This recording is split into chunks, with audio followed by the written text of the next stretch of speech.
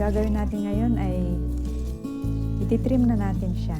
Tingnan natin kung ano maging shape niya afterwards. Okay?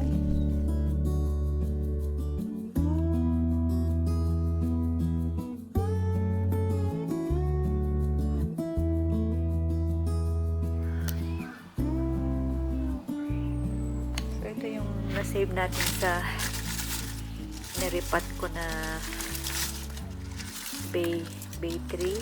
So ito ilalagay ko na siya sa propagate muna natin to kasi yan may mga na-save tayo, may roots. Yan may roots yan. So pagtabi-tabihin ko lang muna sila dito. And lagyan ko ng soil. Oops.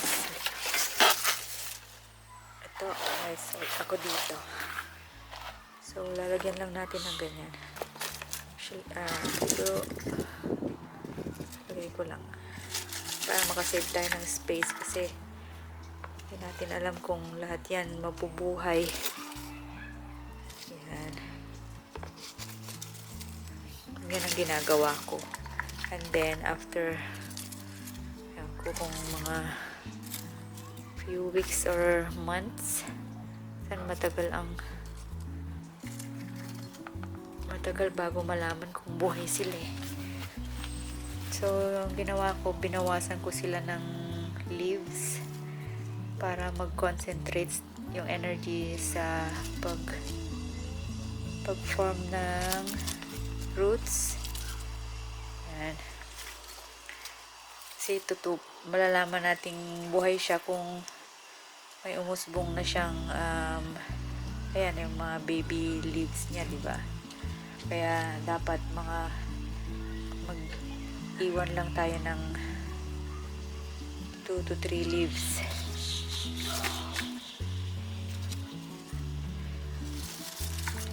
Ayan o, kahit pa paano may dalawang fruits na na-save. Ayan, ayan, mabubuhay sila eh. Medyo matagal lang konti. Maganda kasing i-train mga ito na standard siya, yung para siyang yung pinakita ko na mother nila, parang siyang topiary ba tawag dito, kasi parang lol standard ang tawag nila eh. Ayan, kahit straight na yan, medyo balik ko ng konti, pero pagkalalagyan ng stick may straight pa yan habang bata. Pero buhayin muna natin kasi madali na lang silang i-train pag buhay na. Concentrate muna natin sa na mabuhay sila. Ayan. Replant siyang ganyan, pero so, gusto kong mababad muna siya para maka-absorb ng tubig. Ayan, medyo may pag-asa tong mabuhay. Ayan, makikita. Ayan, maganda to.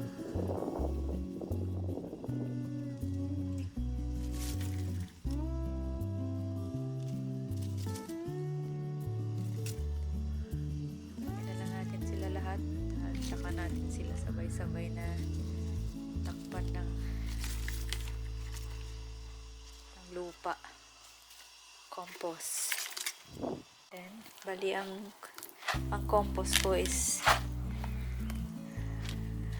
pating compost, tas merong halong sand, tsaka yung malilit na pebbles, anong tawag yan? Grit tawag yata. So, yan. Tatakpan lang natin siya.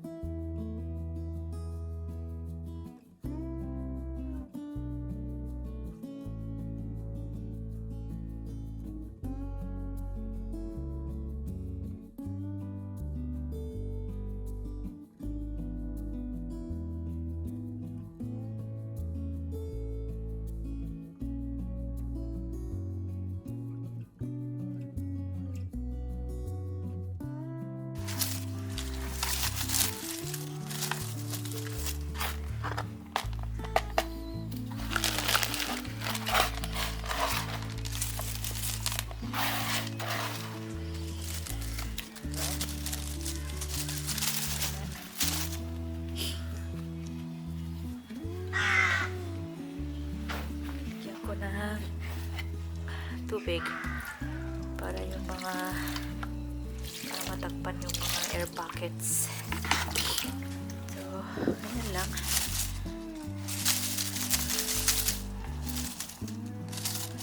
Pwede siya sa ilalim nitong puno para may silong siya.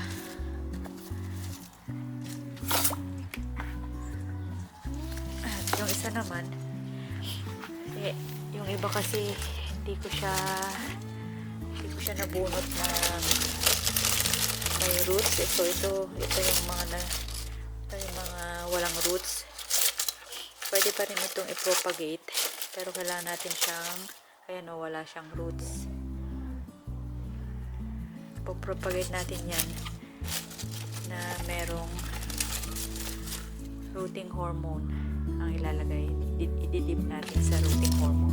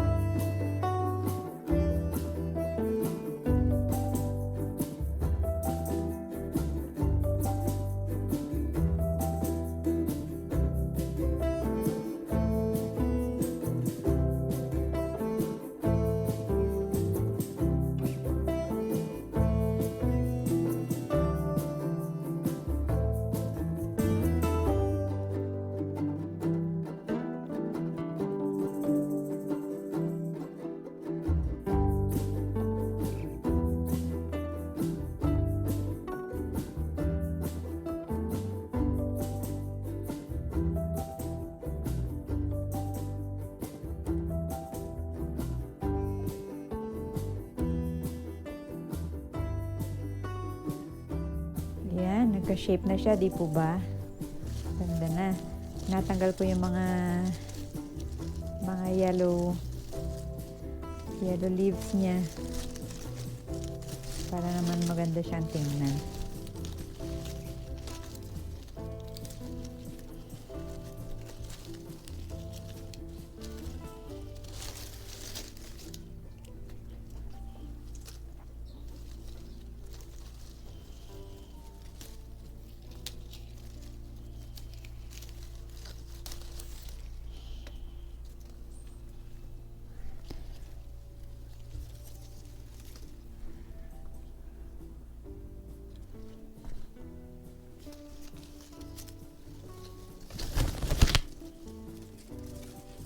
So, ayan na siya. Ang ganda na siya, diba? Kahit papano nagmukha na siyang topiary. Ngayon, yung nakikita nyong dalawang usbong niya dyan sa ilalim, isi-save ko yan. Try kong i-rejuvenate siya. Kasi pwede na itong i-repot sa mas malaking pot. So, yan. Gusto ko kasi siyang kasi pag nakakita kayo ng specimen na ganito mataas, yung desired height niya ganyan eh. Pag gumawa ng topiary, nasa 2 to 3 meters. Oh, sorry. 2 to 3 feet. 3 feet ba ito? Or mga 2 to 2.5 feet. Yan. Yan ang desired na height nung stem niya bago mag-form siya ng head niya, diba? So, maganda itong specimen, itong nasa ilalim niya. So, itatry kong i-save kung may roots yan. So, hindi ko muna siya ikakat. Yan. So, pagka tunubuan na siya ng new leaves dito sa mga nodes niya, kakaroon siya ng usbong dyan. Usually nagte-turn brown na itong yung stem na kinat natin. So doon na lang natin siya ititrim ulit para matakpan yung mga stem na yung sign ng kung saan natin siya kinat. So ito na yung mga ibang na train ko. May mga umusbong na strawberries. Ayan o, makikita nyo. Makikita ba? Maganda rin siya o. Pero mas maikli ito eh. So, pwede sa mga planters na maliliit. Yan, tinitrain ko. Meron pa siyang stick kasi hindi pa siya established. Ayan o, madali pa siyang ma-deform o hindi siya straight. Kaya, hindi ko pa tinatanggal ang kanyang stick. So, medyo nawala na rin siya sa shape. So, ititrim ko rin to.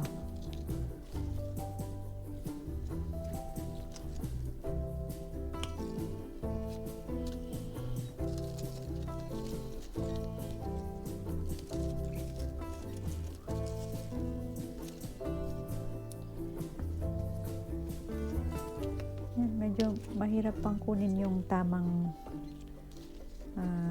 shape nito kasi maliit pa siya.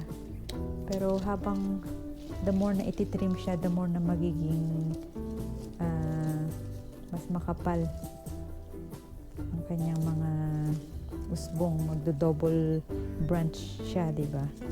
So, ganun ang trick para lalong dumami ang kanyang mga sanga. Yan.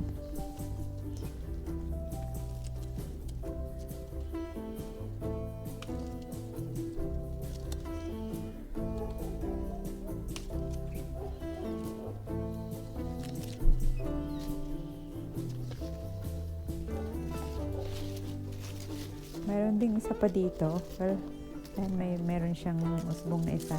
Ito perfect siya eh. Maganda yung kanyang tubo. Pero gusto ko ring i-save itong part na to. So, hopefully mag-root. So, try natin yan. So, ito yung mga tinitrain ko. Mga babies pa. Ayan, maulan na. So, ayan po ang ganap natin ngayon. Sa araw na ito, ang pagtitrim ng ating 11-year-old na bay laurel. So, hanggang sa muli, maraming salamat sa inyong panonood. At sana keep watching and sana i-share nyo rin po at mag-subscribe sa ating channel. Maraming salamat. Bye!